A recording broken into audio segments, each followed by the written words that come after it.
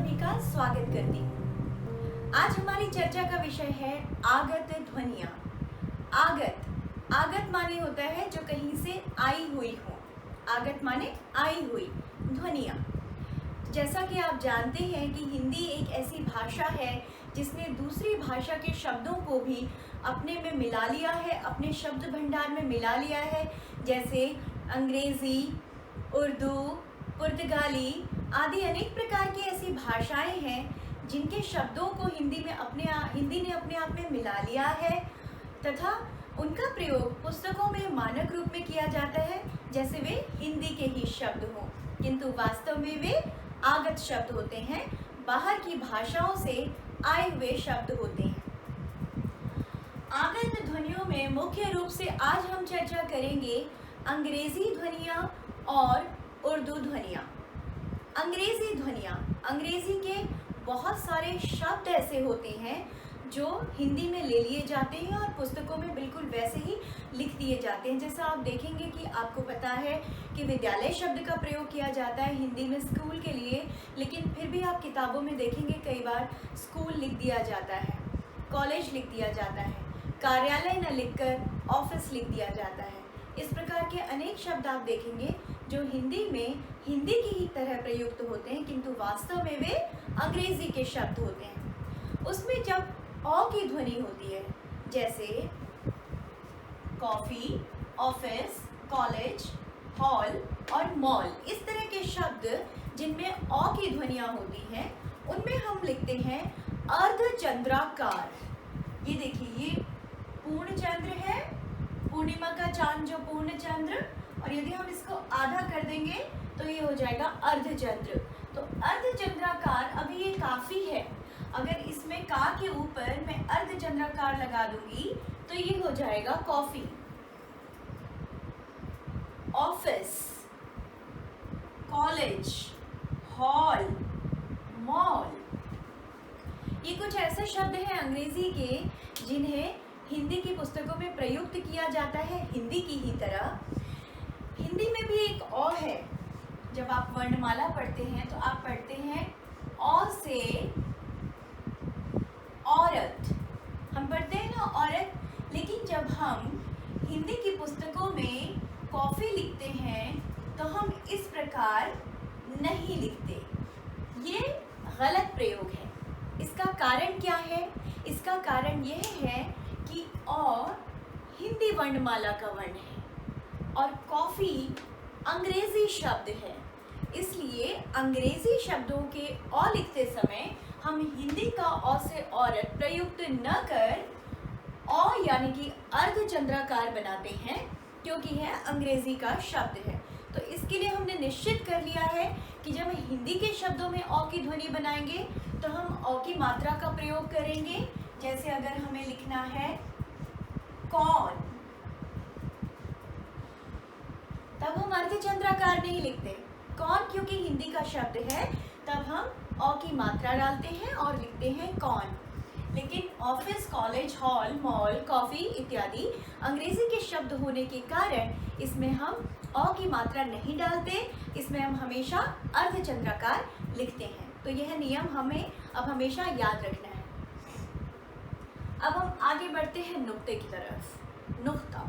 नुक्ता जो है वो क्योंकि उर्दू शब्दों में ही लगता है, उर्दू और अरबी के शब्दों में ही नुक्ते का प्रयोग होता है, इसलिए जब भी हम किसी शब्द को पढ़ते हैं अपनी हिंदी की पाठ्य पुस्तक या पत्र पत्रिका पढ़ते समय, तो हमें इस बात का ध्यान रखना होता है। हाँ, विशेष रूप से कक्षा 9वीं में नुक्ता पाठ्यक्रम में है, आवश्यक विषय है व्याकरण का, और उसमें उनको प्रश्न इस प्रकार आता है परीक्षा में कि 7-8 शब्द दे दिए जाते हैं, उनमें से कुछ शब्द ऐसे होते हैं जिनमें नुक्ता नहीं आता है और कुछ शब्द उर्दू या अरबी के होते हैं और उनमें नुक्ता आता है। तो आपसे प्रश्न पूछा जाता है कि निम्नलिखित शब्दों में उचित स्थान पर नुक्ता लगाइए, अर्थात प्रत्येक शब्द या प्रत्येक वर्ण में नुक्ता नहीं आता। उसके लिए हमें पहले उच्चारण आना आवश्यक है। हम कैसे उच्चारित करते हैं, पहले हमें यह पता होना चाहिए। जब हमें ठीक से शब्दों का उच्चारण आ जाएगा तब हमें पता चल जाएगा कि इस शब्द के इस वर्ण में नुक्ता लगेगा या नहीं। हिंदी में केवल 5 वर्णों में नुक्ता लगता है। जब हम हिंदी में उर्दू शब्दों का प्रयोग करते हैं तो केवल 5 वर्ण ऐसे हैं जिनमें नुक्ता लगता है। वे हैं क, ख, ग, ज और फ। क, ख, ज, फ और ग।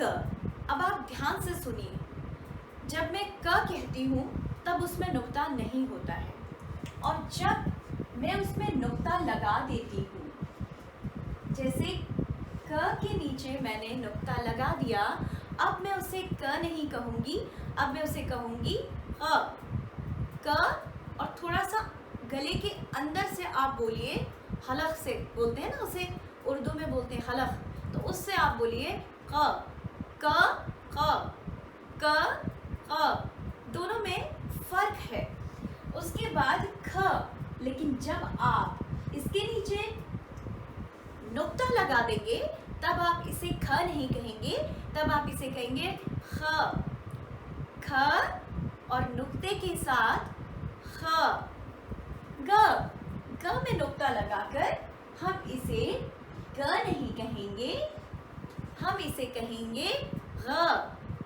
ग, ग, ग, ग। दोनों के उच्चारण में भिन्नता है, एक बारीक से भिन्नता है जो हमें सीखनी है, बार बार बोलकर प्रयास करना है। जब हम प्रयास करते हैं तो इससे हमारी वाणी भी परिष्कृत होती है, हमारे बोलने में भी सुधार आता है। हम बोलते समय गलत नहीं, गलत वर्णों का और गलत शब्दों का उच्चारण नहीं करते हैं।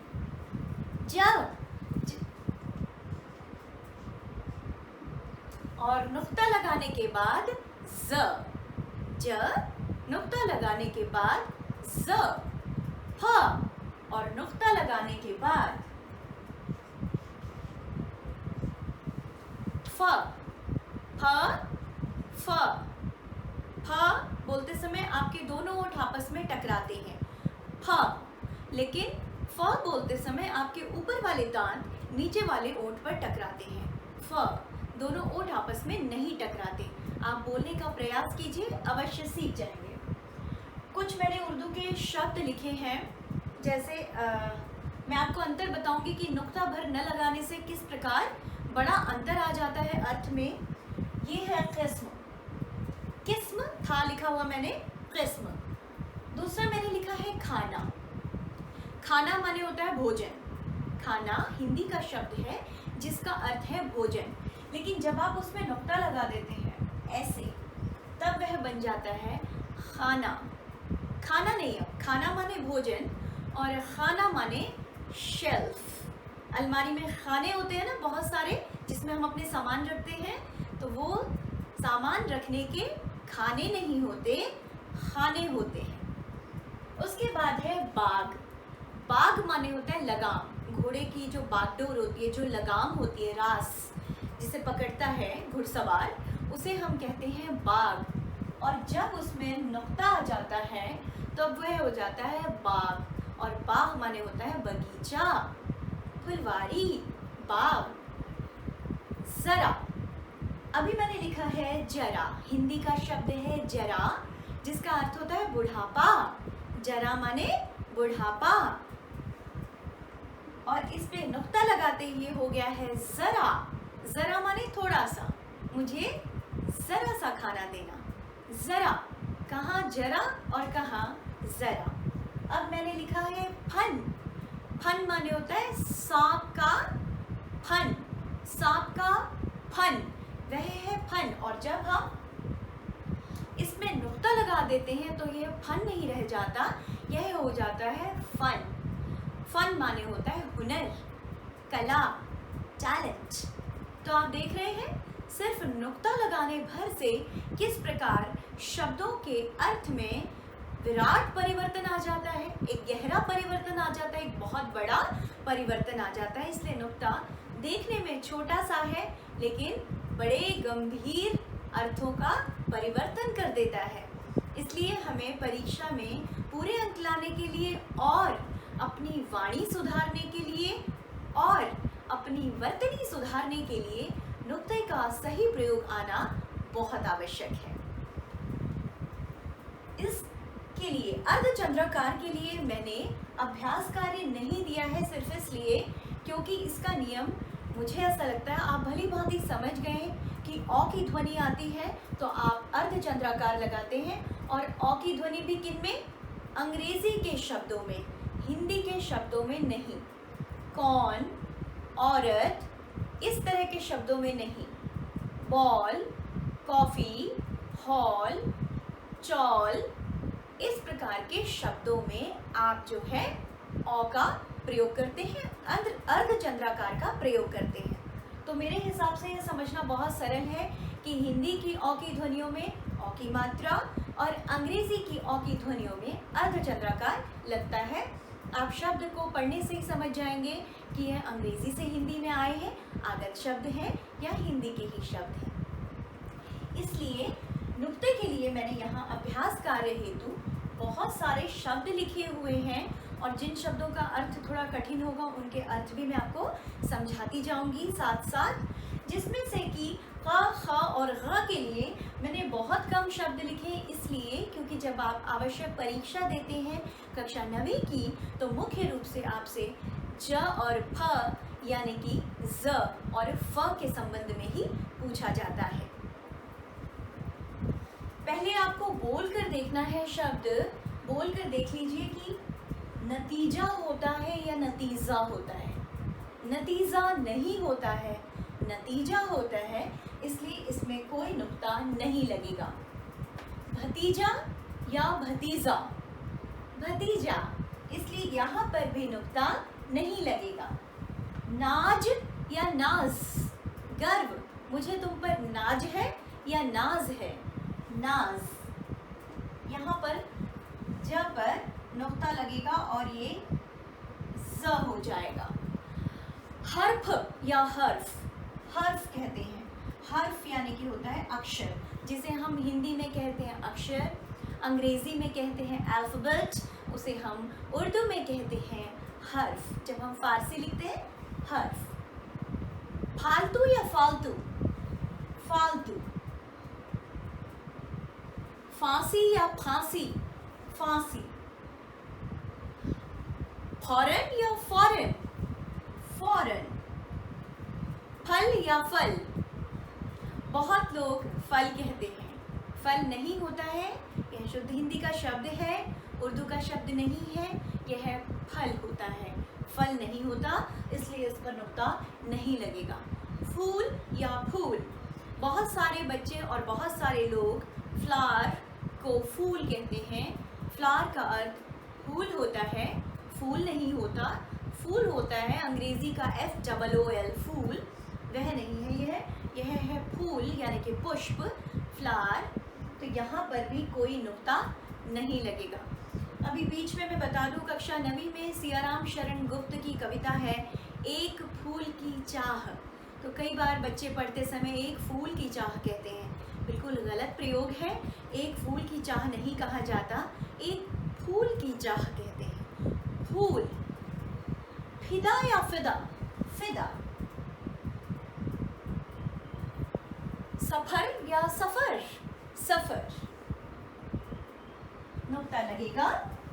आफत या आफत, आफत, नुक्ता लगेगा। जीवन या जीवन, जीवन, हम जीवन नहीं कहते, नुक्ता नहीं लगेगा। जिंदगी या जिंदगी, जिंदगी, यहाँ पर नुक्ता लगेगा। जायज या जायज या जायज या जायज, ये भी सोचने समझने वाली बात है कि अगर दो ज हैं तो नुक्ता दोनों पर आएगा या किसी एक पर आएगा, और यदि एक पर आएगा तो किस पर आएगा, यह भी जानना बहुत अनिवार्य है। बोलकर देखिए आप कैसे बोलते हैं। इसे कहते हैं जायज़। जब मैं जायज़ कह रही हूँ तो पहले मैं कह रही हूँ ज और बाद में मैं कह रही हूँ ज, इसलिए बाद वाले ज पर नुक्ता आएगा। जायज़, जायज़ा, जायज़ा माने निरीक्षण करना, ऑब्जर्व करना, जायजा लेना, जायजा। जहाज या जहाज या जहाज या जहाज, जहाज, जहाज। ज पर नुक्ता आएगा पीछे वाले। फर्ज दोनों पर नुक्ता आएगा, फ और ज, फर्ज। जालिम या जालिम, जालिम। जज्बा या जज्बा या जज्बा या जज्बा, जज्बा, जज्बा। यानी कि बाद वाले जब पर नुक्ता, आधा जो है जज्बा। फर्क, फर्क। जमीन, जमीन नहीं कहते हैं, जमीन कहते हैं। जामुन कहते हैं या जामुन कहते हैं, जामुन, इसलिए इस पर नुक्ता नहीं लगेगा। जल्लाद या जल्लाद, जल्लाद, नुक्ता नहीं लगेगा। ताजा या ताजा, ताजा, नुक्ता लगेगा। जागीर या जागीर, जागीर, यह हमारा देसी शब्द है जागीर, तो इसमें नुक्ता नहीं आएगा। जायदाद या जायदाद, जायदाद, नुक्ता नहीं आएगा। जिजीविशा, जिजीविशा माने जीने की चाहत, जीने की इच्छा, जिजीविशा, जिजीविशा नहीं होता है, इसलिए नुक्ता नहीं लगेगा। फरमान या फरमान, राजा जो ऑर्डर जारी कर देता है उसे हम फरमान कहते हैं या फरमान कहते हैं। फरमान, नुक्ता लगेगा। फरमान। जोश या जोश, जोश, नुक्ता नहीं लगेगा। फारसी या फारसी, फारसी, नुक्ता लगेगा। फिक्र, नुक्ता लगेगा।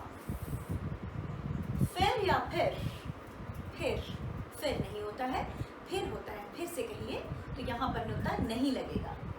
फर्श, नुक्ता लगेगा।